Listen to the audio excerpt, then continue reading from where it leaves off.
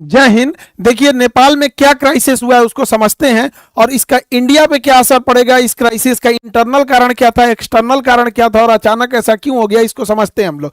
Gen Z protest उसे कहते हैं जो यंग जनरेशन है 1997 से 2012 के बीच में जो जन्म ली है। इन जेंजी प्रोटेस्ट की वजह से पूरा नेपाल जल उठा और एक सत्ता परिवर्तन हो गया। संसद भवन में आग लगा दिया गया। जितना नेता मंत्री हैं लोग, सब लोग का परिवार इसे लटक लटक बानर ऐसा भागा है हेलीकॉप्टर से, कोनो को दौड़ा के मारा है, कोनो को भिगा के मारा है, कोनो को जो घर फूंक दिया है। ये सब हो गया। इसका कारण समझते हैं कि क्या इंटरनल कारण था, उसके बाद समझेंगे क्या एक्सटर्नल कारण है, फिर चीन का क्या है और भारत का इस पर क्या असर पड़ेगा, इसको समझते हैं। सबसे बड़ा जो कारण था वो करप्शन था। नेपाल में करप्शन इतना ज्यादा बढ़ गया था जिसका कोई हद नहीं। करप्शन को रोकना मुश्किल था, हर डिपार्टमेंट करप्ट हो चुका था। चाइना के सहयोग से जो एयरपोर्ट बन रहा था उसमें 1400 करोड़ का घोटाला हो गया।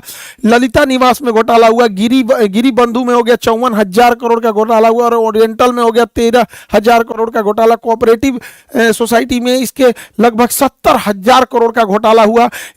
इसका मेडिकल हेल्थ इंफ्रास्ट्रक्चर एकदम पीछे है नेपाल का। एमआरआई और ये जो बड़े बड़े जो ये मशीनें हैं उसकी उपलब्धता एकदम नेपाल में कम है। आर्म्स डील में बरेटा कंपनी से जो आर्म्स जिसका दाम था उससे 4 गुना रेट में दलाली में खरीद के लाया सब। पतंजलि को जो जमीन विवाद हो गया पतंजलि से कर लिया सब। यहाँ पर चाय का गोदाम कमर्शियलाइजेशन के लिए बेच दिया। इतना भयानक करप्शन हुआ और जिस कारण महंगाई बढ़ गई। छोटी सी छोटी चीजों के लिए महंगाई इतनी बढ़ गई थी कि बच्चे जो स्टूडेंट थे जो नॉर्मल ग्रेजुएशन करते थे, बीए बीए सीए लोग, इन लोग को अपनी फीस भरने के लिए पार्ट टाइम जॉब करना पड़ गया। इतनी महंगाई बढ़ गई थी और लोग जॉबलेस हो गए थे। और खाली मतलब एक पुरुष का खाली बेरोजगार इंसान बड़ा खराब जिंदगी होती है। आसमान थूकता है, जमीन गाली देती है, उसको लगता है अपना जीवन बोझ हो गया है। खाली जेब जो होता है ना ये बड़ा दर्दनाक होता है, बड़ी भारी होता है खाली जेब। तो इससे नेपाल का युवा परेशान था, एकदम परेशान था नेपाल का युवा। नेपाल के युवाओं को विदेश जाकर नौकरी करना पड़ता था, विदेश में आके शेफ का नौकरी। अभी आप भारत में देखिए चाउमीन मोमो, ये लोग ऐसे इंडिया में फेमस है कि नेपाली जो शेफ होते हैं चाउमीन और मोमो बड़ा अच्छा बनाते हैं। यहाँ से बेचारे काम करके विदेशी रेमिटेंस भेजते थे अपने देश में और उन पैसों से नेताओं के बच्चे अयासी करते थे। नेपाल की जो यंग जनरेशन थी सोचिए कितनी मुसीबत में होगी कि युद्ध के दौरान वो लोग यूक्रेन से लड़ने के लिए रसिया में भर्ती हो गए और रूस ने उन्हें 20-25 दिन की ट्रेनिंग दिया, हथियार थमा के भेज दिया यूक्रेन से लड़ने के लिए और वहां वो लोग शहीद हो गए थे। उनका घर परिवार उजड़ गया। इतना भयानक वहां बेरोजगारी का आलम था। अब इनमें होता क्या है, वहां पे जैसे 2008 में राजतंत्र, राजा को हटा के लोकतंत्र जब बना था तो यहाँ कुछ ही पार्टियों का दबदबा था। नेपाली कम्युनिस्ट पार्टी हो गया, नेपाली कांग्रेस हो गया, यहाँ पे जनता संवादी पार्टी हो गया, इंडिपेंडेंट हो गया, सब ये कई ठो थे सब यहाँ पे। लेकिन ये 3 लोगों देखिए ये आदला बदली करते रहते थे सब। पहले ओली बना 18 में, फिर देहुआ बना 21 में, फिर प्रचंड बना 22 में, फिर अबुढ़वा बन गया 24 में। इतना ऐसे ऐसे हो रहा था यार नेपाल में, ऐसे यहाँ से यहाँ इस तरह से इन लोग का सत्ता परिवर्तन मैंने पारा पारी खेल रहा है। एबेरी हम, एबेरी तुम, एबेरी हम। यहाँ पे जनता परेशान हो गई, सारा गठबंधन कर ले रहा था सब। कब किससे गठबंधन कर लेगा पता ही नहीं चलेगा। ये उसको गरियाएगा, उसको गरियाएगा, फिर गठबंधन करके सरकार बना लेगा। तो इससे पूरी पब्लिक परेशान हो गई थी। और इनके भैया सबसे बड़का कारण ये नमूने बने हैं सब। नेताओं के बच्चे इतने बेवकूफ़ी किया है सब, जाके टिकटॉक पर, इंस्टाग्राम पर अपनी लग्जरी लाइफ जीने लगे सब, विदेश में घूमने लगे सब, पार्टी कर रहा है सब। यहाँ देखिए ये कहाँ घूम रहा है, यहाँ पर ईशांतरा अंडरवियर पहन लेगी, पैंट पहन ले, पते नहीं चल रहा है कि यहाँ पे इो कोनो के होगवे करेगी। यही सब नौटंकी किया से देखिए। इन्हीं सबको देख देख के पब्लिक पगला गई कि जो हम लोग को खाए को नहीं है, इन सब का इतना बड़का बंगला, इतनी बड़ी होटल, आग लगा दिया सब। हाय देखिए लुई विटॉन का, गुची का, ये सब खरीदा है। लुई विटॉन का एगो मफलर आता है 60,000 रुपए का, 3-3 लाख का कपड़ा आता है लुई विटॉन का। हाय तो पूरा सजले है इस ससुरा लुई विटॉन से। एकरा हैरी पॉटर अब्बा गईलो तो लदा के इसी सबको पीटा यहाँ पे के बाप को दौड़ा दौड़ा मारा है ये बेचारा के। और दिखावा हैरी पॉटर यहाँ देखा, यहाँ पे तोरा अब्बा पिटा के भागा है यहाँ पे, इसी सब के वजह से हुआ है। अब होगा क्यों नहीं, नेपाल की पब्लिक की हालत ऐसे है, नेपाल की पब्लिक इस तरह से। आप इनको देखिए, भारत के नेताओं से सीखना चाहिए नेपाल के नेताओं को। भारत के नेताओं का 2 चाल समझिए। इनके बच्चे कहाँ पढ़ रहे हैं ये बताते ही नहीं है और ये अपने बच्चे को कहते हैं कि बबुआ ते मर्सिडीज में घूम, ते ऑडी में घूम, BMW में घूम, लेकिन फोटो मत खींचो हो। फोटो नहीं खिंचाना है, फेसबुक पे नहीं डालना है, गरीब बन के रहना है। एक दिल्ली में एक नेता से हमसे मिले थे, उनके लड़का, तो कहा कि सर एक फोटो हो जाए। हम कहा हाँ हाँ। तो ऐसे कहा कि रुकिए सर, शर्टवा मोड़ लेते हैं, रोलेक्स की घड़ी है, दिख जाएगा तो पब्लिक क्या कहेगी। ये भारत के नेताओं का है। और दूसरा, इनके बाल बच्चे तो ऐसे हैं, ट्रेनिंग दिया गया है, और ये ससुरे कुर्ता पहन लेते हैं सब। अब कुर्ता में बुझेबे नहीं करता, कुर्ता 1 लाख का है कि 5,000 का है, कुर्ता तो नॉर्मल दिखता है। तो इनका कुर्ता स्ट्रेटजी है। दूसरा, आप देखिएगा कभी भी अपने घर का फोटो नहीं दिखाएंगे सर, भारत का कोई नेता मंत्री घर का फोटो नहीं दिखाएगा। घर के बाहर जो लॉन होता है, खाली जगह, इंटरव्यू देना रहेगा, वो लॉन में बैठ के देगा, बैठ जाएगा लॉन में, देखेगा पीछे घर नहीं ना आ रहा है, कहेगा दूगो गाय ले आके इधर ये चराओ, दूगो गाय बांध दो, हाँ इंटरव्यू चालू करो, पीछे गाय आना चाहिए। अपने आप को गरीब शो करेगा, अंदर जाके देखिएगा महल बनाया रहता है। तो नेपाल के नेताओं को भारत के नेताओं से सीखना चाहिए। हालांकि भारत में भी ऐसे नेताओं लोग में करप्शन बहुत ज्यादा है, एक्सेसिव करप्शन है। तो नेपाल के एक नेताओं के बाल बच्चे, इन्हें नेपो किड्स या नेपो बेबी बोला जाता था इन सबको, बकलोलवन सब, ये सब नाच दिया। तो ये नेताओं के लोगों की लग्जरी लाइफ थी, और ये नेपाल के गरीब लोगों की थी। सोशल मीडिया पे इन नेताओं के इस रवैये को लोगों ने बढ़ चढ़ कर शेयर किया कि इन्होंने करप्शन के पैसे से विदेश में पढ़ रहे हैं, विदेश में घूम रहे हैं, विदेश में पार्टी कर रहे हैं, इनका इतना बढ़िया बढ़िया मकान है यहाँ पे। तो सोशल मीडिया पे ट्रेंड होने लगा, सोशल मीडिया इस पर तूल पकड़ने लगा, लोग बोलने लगे सोशल मीडिया पे। अब नेपाली सरकार ने सोशल मीडिया वालों से कहा कि आप इस पे ग्रीवांस ऑफिसर नियुक्त करो। उन्होंने नहीं नियुक्त किया तो 1 हफ्ता का वार्निंग दिया, और नहीं पूरा किए तो इस सब ने बैन कर दिया। जब बैन किया सोशल मीडिया को, तो जब सोशल मीडिया बैन हो गई, टिकटॉक को छोड़ के सबको बैन कर दिया, क्योंकि टिकटॉक ने अपना ग्रीवांस अधिकारी नियुक्त कर दिया था। लेकिन इन लोगों को लगा कि टिकटॉक चाइना का है, उसको बैन नहीं किया, टिकटॉक पे बैन नहीं किया, बस उसी पे लोगों ने डेट डिसाइड किया कि इस दिन चलना है नेपाल पे, धावा बोलना है, और पूरा भीड़ लगा दिया। इन लोगों का कहना था करप्शन को बैन करो, सोशल मीडिया को नहीं। Ban corruption, not social media. क्योंकि सोशल मीडिया को बैन क्यों करेंगे? क्योंकि ये यंग जनरेशन है, स्टूडेंट है, स्टूडेंट्स बेचारे प्रोटेस्ट करने आए थे, एक बड़ी संख्या में स्टूडेंट प्रोटेस्ट करने आए थे। उनका कहना है कि भैया सोशल मीडिया केवल रील देखने के लिए थोड़ी है, इस सोशल मीडिया पे वीडियो कॉन्फ्रेंसिंग होती है, बहुत सारी मीटिंग हो जाती है, बहुत सारे बिजनेस सोशल मीडिया पे चलते हैं, मार्केटिंग होती है, इस पे एडवर्टाइजमेंट चलते रहते हैं। आजकल नेपाल में बहुत सारे लोग विदेश में काम करते हैं, तो विदेश में नॉर्मल नंबर नहीं लगता है, तो लोग व्हाट्सएप कॉल कर लेते हैं, ये इसमें दिक्कत आने लगा। बहुत सारे लोग नेपाल में क्लास करते हैं, उनके भी वहाँ के टीचर होंगे लोग, वो लोग पढ़ाते होंगे अपना अपना वहाँ पे, तो सारी चीजें बाधित हो गई। इसी को लेकर प्रोटेस्ट हो गया, प्रोटेस्ट बहुत बड़ी संख्या में था। यहाँ पे अगर ध्यान देंगे तो यहाँ पुलिस इनको रोक रही थी, तब तक ससुरा किसी ने आदेश दिया ऊपर से, प्रधानमंत्री के यहाँ से, कि इनको गोली मारो। और जानते हैं इन्होंने क्या किया? एकदम माथा पे गोली मारे हैं सब, इन बच्चों को स्कूल यूनिफॉर्म पे माथा पे गोली मारा सब। अब जब यहां गोली मारिएगा तो ये तरीका गलत है। लोकतंत्र में भीड़ को शांत करने के लिए अन्य तरीके भी होते हैं। ये बात है कि हाँ, हर चीजों को हम लोग जबरदस्ती नहीं मना सकते, लेकिन वाटर कैनन होता है, आंसू गैस के गोले होते हैं। जब चीजें हद से पार हो जाती है तो पैर पे गोली चलाया जाता है, कई बार रबड़ बुलेट चलाए जाते हैं, एकदम एक्सट्रीम हो जाता है तो पैर पे गोली चलाया जाता है। उसके बाद भी कारण बनाना पड़ता है कि हमने ये सब कर दिया, तब लास्ट में इस तो पूरा सीधे गोली मारा सब, यहाँ पे एकदम हेड शॉट मारा। इसके वजह से जो लोग प्रोटेस्ट में नहीं भी उतरे थे वो सब के सब लोग प्रोटेस्ट में उतर गए और कहें अब की बार तो ओली सरकार को उजाड़ देना है, करप्शन को खत्म ही कर देना है। लोगों ने ऑफिसेस तोड़ दिए, सब जगह तहस नहस कर दिया, संसद भवन को आग लगा दिया, कहा कि चट्टा यहीं से बैठ के करप्शन करता है सब, और यहां से नेताओं को इसे लदा लदा भागना पड़ा है। और समय रहते ये लोग ईमानदारी से काम किए रहते तो आज ये नौबत नहीं आई रहती। नेपाल से ये लोग भाग गए हैं, किसी को डुबा के मारा, लसरा के मारा, मूड़ी फोड़ दिया, कपार फोड़ दिया, को जिंदा जला दिया। ये सब पूरी तरह से नेपाल को तबाह तबाह कर दिया।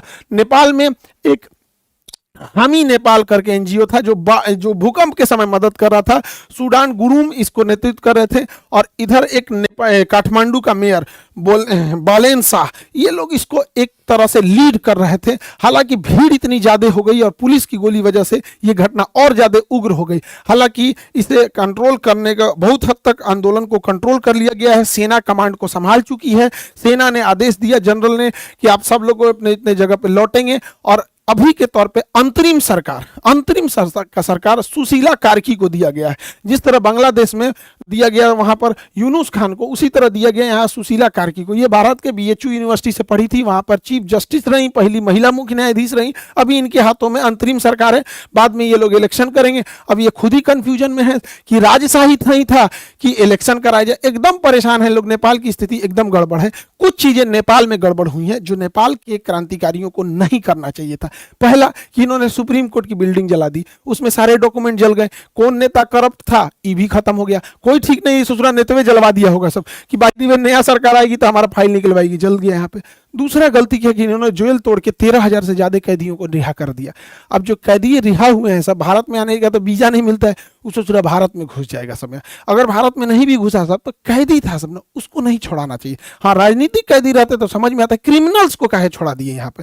पुलिस ने मास सरेंडर किया, लोग पुलिस को मारे। पुलिस तो खैर करप्शन कर, गोली चलाएंगे लोग तो पब्लिक छोड़ देगी, माथा पे गोली चलाएंगे पुलिस, उसके बाद कहेंगे भाई आदेश आ रहा है तो आप हवाई फायरिंग कीजिए, आंसू गैस मारिए, मारेंगे गोली तो पिटाएंगे कहीं नहीं, पिटा गए यहाँ पे। लेकिन इससे भारत को क्या हुआ, भारत को एक लॉस लगा। अनस्टेबल नेपाल कभी भी भारत के लिए ठीक नहीं है। दूसरा, भारत सरकार, अभी काला पानी लेपू लेख विवाद चल रहा है, आप अब नेक्स्ट वीडियो उस पर बना देंगे ताकि आप लोग को ज़्यादा क्लियर समझ में आ जाए। लेकिन एक बड़ा दुख के साथ ये कहना पड़ता है ना, नेपाल भाइयों लोगों को भी समझना चाहिए, एक ऐसा ट्रेंड बन गया है नेपाल में, हम लोग जान भी दे देंगे ना तो नेपालियों को लगेगा कि भारत हम लोग के लिए खिलाफ है। उनको चाइना ही अच्छा लगता है। हम लोग को क्या ही कर सकते हैं उन लोग के लिए, नेपाल के लिए क्या नहीं किए हम लोग। लेकिन उनको, नेपालियों के दिल में बैठा है कि भारत ही खराब है यहाँ पे। ऐसा नहीं करना चाहिए। हमारा रोटी और बेटी से रिश्ता है। हमारे यहाँ आज भी शादियाँ बिहार नेपाल और बिहार यूपी जो एरिया सटता है वहाँ से हो जाती है। लेकिन ये नेपाल की खराबी, क्योंकि वहाँ माओवादी हो गए या फिर जो चीन का प्रभाव है वो बहुत ज़्यादा हो गया। ये भारत के लिए अच्छी बात नहीं है। कूटनीतिक हार एक तरह से कहिए, या फिर हम लोग फंसते जा रहे हैं, ये नहीं होना चाहिए। इस पे भारत को सोचना चाहिए। इसके पीछे कारण भी क्या है, भारत सरकार को अमेरिका और वेस्टर्न द्वारा चलाए गए एनजीओ पे कड़ी नजर रखनी चाहिए, क्योंकि ये एनजीओ सरकार कम से कम 50 देशों की सरकार गिरा चुके हैं सब। अब जैसे यहाँ ही देखिए हामी नेपाल, ये किसके किसके सहयोग से, जैसे अमेरिका के ओपन सोसाइटी हो गया, फ्रीडम हाउस हो गया, फोर्ड फाउंडेशन हो गया, ये सब सरकार मतलब मदद करते हैं, बट इनका हिडन कुछ ना कुछ अंडर से टारगेट कुछ रहता है। तो गवर्नमेंट की एजेंसीज को इस पर नजर रखनी चाहिए। अभी जो नेपाल में हुआ है, हामी नेपाली जो ये संगठन था, इसमें शंकर ग्रुप, इन्फिनिटी ग्रुप और बरबरा फाउंडेशन ने फाइनेंशियल हेल्प किया था, और इतनी बड़ी हुजूम को एक साथ ले आकर इन्होंने किया। और आज एक देखिए कैसी गवर्नमेंट वहां बैठे बनेगी, इसका कोई ठीक नहीं है। अमेरिका जो है और वेस्टर्न कंट्री ने पूरी मिडिल ईस्ट को बर्बाद कर दिया है सब। इराक से लेके ईरान, सीरिया, अफगानिस्तान, यमन, सब तबाह कर दिया है सब। अब जब इसको पूरी तरह तबाह कर दिया है सब, तो जहां से मन वहां से पेट्रोल लेके चल जाता है। हम लोग को पेट्रोल मिलता है महंगा, और ये सब मार धार के अपने चमचा सरकार को बना देता है सब। किसी को बना देगा सब, अयोग्य व्यक्ति को कहेगा 50% हम ले जाएंगे।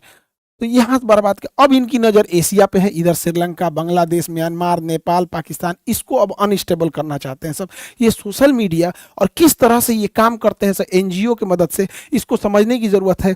देखिए, सर्बिया एक देश था, सन 2000 में सर्बिया रसिया का फेवर करता था। 2000 में बुलडोजर क्रांति लाया सब, और सर्बिया की सरकार को कहा सब कि सरकार करप्ट है, ये है वो है, एक नैरेटिव सेट किया, सरकार को गिरा दिया। अभी जो सरकार है वो अमेरिका की फेवर की है, रूस की फेवर की नहीं है। उसी तरह जॉर्जिया एक देश है, जॉर्जिया उसी के पास है, सर्बिया की साइड में जॉर्जिया। 2003 में जॉर्जिया में रोज रेवोल्यूशन लेके चले आए सर। रोज रेवोल्यूशन में क्या था, जॉर्जिया जो था रसिया के फेवर में था। तो ये अमेरिका वगैरह सोशल मीडिया, और ये उस समय तो मतलब इतना नहीं था सोशल मीडिया 2003 में, लेकिन एनजीओ वगैरह की मदद से इस सब ने क्या किया, वहां पर रोज रेवोल्यूशन लाया और सरकार को गिरा दिया। अभी जो सरकार है वो अमेरिका के फेवर में है।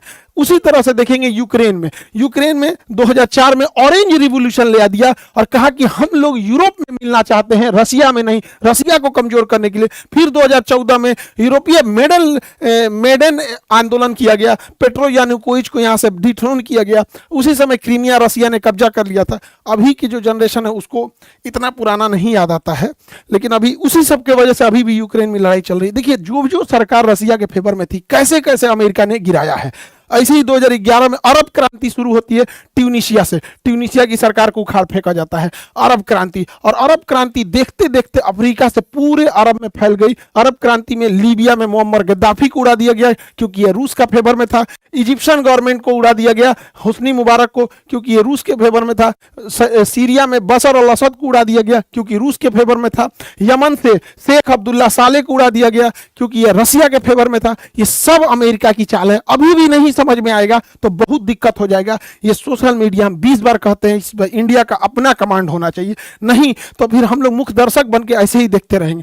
2021 में म्यांमार में क्या हुआ? म्यांमार में सरकार हटा दिया गया आंग सान सू की, ये भारत के फेवर में थी, और यहाँ जुम्टा की सरकार बना दिया गया, सैन्य तानाशाही जुम्टा की। हुआ क्या? 2017 से 2021 तक म्यांमार से रोहिंग्या भारत में घुस गए। आज रोहिंग्या भारत की एक बड़ी समस्या बन चुके हैं। लेकिन अभी बताइए, इलाज से अच्छा बचाव होता है। यहाँ स्टेबल रहता तो भेज सकते थे, अभी कहाँ भेजेंगे? इन सबको भारत की एक बड़ी समस्या बन चुकी है रोहिंग्या यहाँ पे। वैसे ही 2022 में आप देखिए श्रीलंका में हमारी जो फेवर की सरकार थी, अभी चाइना की फेवर की सरकार आ गई है, हटा दिया गया। उसी तरह आप देखे होंगे यहाँ पे मालदीव में यही हो गया। आप पाकिस्तान में देखिए 2022 में इमरान खान, चचवा मेरा, इसको इमरान खान को डिथ्रोन कर दिया। सब क्या आरोप लगाया? सब कि इन्होंने जो गिफ्ट मिला था उसे तोहफा में रखना चाहिए था तो पर्सनल यूज कर लिया। दूसरा, इन्होंने जो दूसरी शादी की थी तो तलाक के बीच में इद्दत का जो टाइम दिया जाता है लगभग 3 महीना, वो पूरा नहीं किया तो शादी टाइम से पहले कर दिया। उसकी वजह से जेल में डाल दिया और जेल में बेचारे का रेप कर दिया गया। एगो मेजर इसका रेप कर दिया, बेचारा का बर्बाद हो गया इमरान खान। हालांकि इमरान खान जो था आतंकवाद को पसंद नहीं करता था, लेकिन है जो आसिम मुनीरवा बैठल है ना चोट्टा, ये बहुत खतरनाक है। पहलगाम अटैक वही कराया था। मेरे कहने का मतलब है कि देश सर्वोपरि रहना चाहिए। समझिए दूसरों की गलतियों से, वो देखिए जो नहीं देख पा रहे हैं। ये सोशल मीडिया से केवल वो नहीं है, किस तरह से बर्बाद कर रही है चीज़ों को, उसको समझने की जरूरत है। 2024 में बांग्लादेश में एक टेलीग्राम, मामूली टेलीग्राम कैसे इतना बड़ा विद्रोह खड़ा करके होता है और शेख हसीना को वहां से हटा देता है। वहां पे सरकार आ जाती है, वहां के माइनॉरिटी कम्युनिटीज को, ज्यादातर माइनॉरिटी में वहां हिंदू ही हैं, उनको जला के हथौड़ी से ना पूरा आंख फोड़ फोड़ के मार दिया। सब हम लोग देखते रह गए। क्या कर लिए? कैंडल जला लेंगे लोग। हम लोग को सचेत होने की जरूरत है क्योंकि ये सब स्लीपर सेल का काम करते हैं सब। यहाँ पे इतनी ज्यादा डिपेंडेंसी भारत की हो गई है इनके ऊपर जिसका कोई हद नहीं। गूगल का केवल एक चीज नहीं है, गूगल का यूट्यूब है जिसपे आप हमको देख रहे हैं, ये गूगल का, इसी का प्ले स्टोर है जिसपे से आप जोमेटो, आप यूपीआई हेन डाउनलोड करते हैं। इससे नहीं डाउनलोड करेंगे तो क्रोम से करेंगे, तो दोनों तो भैया एक है। यहाँ पे मेल किससे करिएगा? आप कोई भी नया एप्लीकेशन रह गया मेल करना पड़े, ये भी इसी का है। अब सब छोड़िए ना, मोबाइलवा तो एंड्रॉइड है, मोबाइल सैमसंग का लीजिए, वीवो का लीजिए, किसी को लीजिए, लेकिन उसके अंदर जो सॉफ्टवेयर है वो एंड्रॉइड है। एंड्रॉइड किसका है? इसी गूगल का है। अच्छा, कई लोग कह रहे हैं कि अच्छा मीडिया में, कई मीडिया, भारत की मीडिया को तो जानते ही हैं, उनका कहना है कि शाह खान साहब ने बताया कि प्ले स्टोर नहीं है तो एप्पल स्टोर यूज कर लेंगे, प्ले स्टोर नहीं है तो सैमसंग का यूज कर लेंगे, प्ले स्टोर नहीं है तो अमेजोन का यूज कर लेंगे। अरे बैल बुद्धि, हमरा गूगल से थोड़ा ना दुश्मनी है, हमरा बस इस बात की शिकायत है कि ये हमारा नहीं है, विदेशी है। तो आइयो तो विदेशी है, आइयो तो विदेशी है, आइयो तो विदेशी है। ये कौन बात हुआ कि आसमान से गिर के खजूर पे अटकेंगे कि गूगल बंद हो जाएगा तो एप्पल यूज कर लेंगे, सैमसंग यूज कर लेंगे, अमेजन। अरे तरीका कौन समझाएगा रे मेरे भाई कि हमको प्रॉब्लम गूगल से नहीं, हमें बस ये है कि हमारा अपना होना चाहिए, न कि विदेशी होना चाहिए। जब बैल बुद्धि मीडिया को क्या समझाएं हम यहाँ पे। जीमेल के जगह हमें अपना मेल यूज करना चाहिए, भारत मेल, भारत मेल। तो मीडिया के कुछ बंधु ये कह रहे हैं कि जीमेल की जगह भारत मेल लोग अपनाएंगे। क्यों नहीं अपनाएंगे? तो होना चाहिए, उतनी सोच होनी चाहिए। हम भारत मेल लाएं, जितनी भी योजनाएं हैं भारत सरकार की, चाहे वो जनधन योजना हो, चाहे वो राशन योजना हो, खाद बांटना हो, एलपीजी सिलेंडर बांटना हो, उसका ओटीपी मेल, जीमेल पे ना जाके भारत मेल पे जाएगा। वोटर कार्ड का वेरिफिकेशन भारत मेल पे जाएगा। आधार कार्ड का वेरिफिकेशन गूगल जीमेल पे ना जाके भारत मेल पे जाएगा। इनकम टैक्स, जीएसटी, टीडीएस, ये सबका कहाँ जाएगा? भारत मेल पे जाएगा। मजबूरी बनेगी लोगों को जीमेल के साथ साथ भारत मेल भी रखना। एफआईआर, कोर्ट, जितने बच्चे एग्जाम दे रहे हैं, एग्जाम का फॉर्म भारत मेल पे लिखा जाएगा, उनका एडमिट कार्ड भारत मेल पे होगा। तो इससे होगा क्या? लोग आने वाले 4-5 सालों में गूगल मेल, जीमेल के साथ साथ भारत मेल भी रखेंगे। तो पहले पैरेलल रखना चालू किएंगे, उसके बाद धीरे धीरे शिफ्ट कर देंगे। सोच होनी चाहिए। अब हाथ पे हाथ रख के रहेंगे, अरे नहीं हम ऐसा नहीं करेंगे। अरे भैया, मोदी जी ने एक बार बोल दिया था मालदीप ना जाके लक्षद्वीप जाओ, मालदीप की अर्थव्यवस्था हिल गई थी। मोदी जी ने एक बार बोला था थाली बजाओ, पूरा देश थाली बजा दिया था। तो पूरा देश जीमेल की जगह पे इसके नहीं शिफ्ट होगा? उतना होना चाहिए। अजीब हाल है भैया। देश प्रेम बड़ा होता है, सरकार प्रेम नहीं, दोनों में अंतर होता है यहाँ पर। तो देश सर्वोपरि होना चाहिए। हमारा झुकाव जाति धर्म राजनीति पार्टी से ऊपर उठ के हमारा झुकाव देश के प्रति होना चाहिए। हम यहाँ भी कहते हैं कि हमारा खुद का एप्लीकेशन है खान ग्लोबल स्टडी, जिसपे 15 मिलियन बच्चे पढ़ते हैं। एप्लीकेशन, यूट्यूब नहीं, एप्लीकेशन। वो एप्लीकेशन प्ले स्टोर पे। यदि भारत सरकार अपना भारत प्ले स्टोर बनाती है, हम पहले शिक्षक होंगे कि हम इस 15 मिलियन को छोड़कर उस पे चले जाएंगे, क्योंकि यह हमेशा हम लोगों को ब्लैकमेल करता है कि 30% एक्स्ट्रा चार्ज लेंगे। पूरे भारत के शिक्षकों से कहते हैं कि आप लोग बताइए, क्या इस बात का ये धमकी नहीं देता है गूगल? हम लोग इसको छोड़ेंगे, ये हमारी जिम्मेदारी होती है, देश के प्रति हमारी जिम्मेदारी होती है। आज 25 मिलियन सब्सक्राइबर हैं यूट्यूब पर, लेकिन ये डायमंड प्ले बटन आया था ना, हम कभी दिखाए नहीं। सभी लोग को धन्यवाद हाथ जोड़कर जो आप लोगों ने 25 मिलियन बनाया और विश्व का सबसे बड़ा एजुकेशन चैनल बनाया। लेकिन जब ये डायमंड प्ले बटन आया ना, इतना खुशी होता। अगर इसके बीच में अगर भारत का रहता तो अशोक चक्र बना रहता, अशोक स्तंभ बना रहता। जब मेरा 1 मिलियन हुए थे ना, तो गोल्डन प्ले बटन आया था। तो पापा को हम दिखाए ना, तो पापा बोले कि कितना अच्छा रहता, इस पे तिरंगा बना रहता, ये विदेश का है। तो पिताजी बोले थे कि हमारी आवाज़ कोई नहीं सुनेगा, तुम अगर इस लायक हो जाना ना तो आवाज़ जरूर उठाना। ये मत कहना कि तुम भूल जाओ कि तुम्हें सुविधा मिल रहा है। आवाज़ जरूर उठाना कि एक भारत का अपना होना चाहिए। वरना हमको देश प्रेम है तभी हम यूट्यूब पे खड़ा होकर कह रहे हैं कि यूट्यूब की जगह भारत का होना चाहिए। वरना 25 मिलियन को तो बहुत पैसा देता है यूट्यूब, क्या जरूरत रहती है? तो सरकार प्रेम और देश प्रेम दोनों में अंतर होता है। हम स्वयं कहते हैं कि भारत का रहता तो बहुत ज्यादा खुशी होती। आज नहीं होगा, 10 दिन बाद होगा, 10 साल लगेंगे, 20 साल लगेंगे, लेकिन अगर हम शुरू ही नहीं करेंगे तो कभी मंजिल पे नहीं पाएंगे। मंजिल मिले या ना मिले ये मुकद्दर की बात है, लेकिन हम कोशिश ना करें ये गलत बात है। तो ये देश प्रेम हम इसीलिए कहते हैं, वरना 25 मिलियन पे तो बहुतों सुविधाएं मिलती रहती हैं यहाँ पर। लेकिन जो देश प्रेम है, जो इस ये हम कभी आप लोग को दिखाए हैं, ये रखा हुआ है हमारे यहाँ। बस यहाँ एक तो तिरंगा झंडा बना देता ना इस डायमंड प्ले बटन पे, 4 चांद लग जाता है इस डायमंड प्ले बटन पे। लेकिन क्या कीजिएगा, कुछ दिन होगा, कोई ना कोई लोग कहेगा, मीडिया वाला कह रहा है कि खान सर पागल हो गए यहाँ पे, अपन गूगल और यूट्यूब बनाने के लिए कह रहे हैं। कभी ना कभी तो सुनेंगे। मोदी जी से उम्मीद है कि जरूर करेंगे, नहीं तो देश को अनस्टेबल कर देंगे सब। ये सब विदेश वाले सब, इन पर कभी भरोसा नहीं करेंगे। भैया, आज से 3 साल 4 साल पहले भी हम क्लास में बोले थे कि 2000 का नोट जो आया है ये गलत डिसीजन है, इसको चेंज करेगी सरकार, मजबूरी हो जाएगी चेंज करना। कल से लाल वाला नोट नहीं चलेगा, 2000 वाला पे साइड कर रहे हैं। 2000 के नोट को गवर्नमेंट की लानी मजबूरी थी, क्योंकि अचानक नोट बंद हुआ, मार्केट में पैसा देना था, छोटा नोट छापने में टाइम लगता है, इसलिए पहले उस सप्लाई को पूरा करने के लिए 2000 दिया गया। सप्लाई, अब जब सप्लाई पूरा हो गया, अब बैंक वाला धीरे धीरे उसको रखते जा रहा है। अब आपके एटीएम से 2000 का नहीं निकलता होगा, निकलता है, रेयर हो गया है।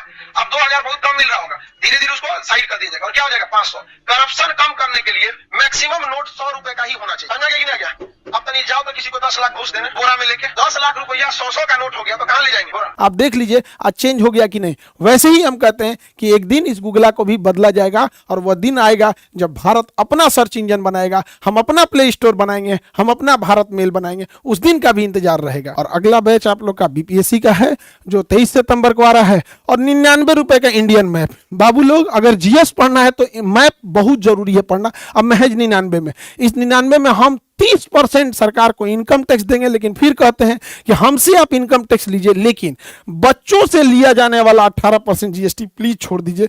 हमें अपना स्वार्थ रहता तो हम कहते हैं कि इनकम टैक्स मत लीजिए, लेकिन हम कहते हैं आप लीजिए, लेकिन बच्चों का प्लीज। अभी 99 रुपया में आप 18% जीएसटी लेंगे, बचवा सबको अफसोस लगता है। क्या बाकी आपकी मर्जी। आई होप आपको ये टॉपिक समझ में आया होगा। अब इसके बाद लेपुलेख, काला पानी और नेपाल का नक्शा का क्या विवाद है रहा है उसको समझा देंगे। फ्रांस का भी पिटाया है सब नेता, अमेरिका में को गोली मार दिया, इसको नेक्स्ट क्लास में समझा देंगे। मिलेंगे नेक्स्ट क्लास में। जय हिंद।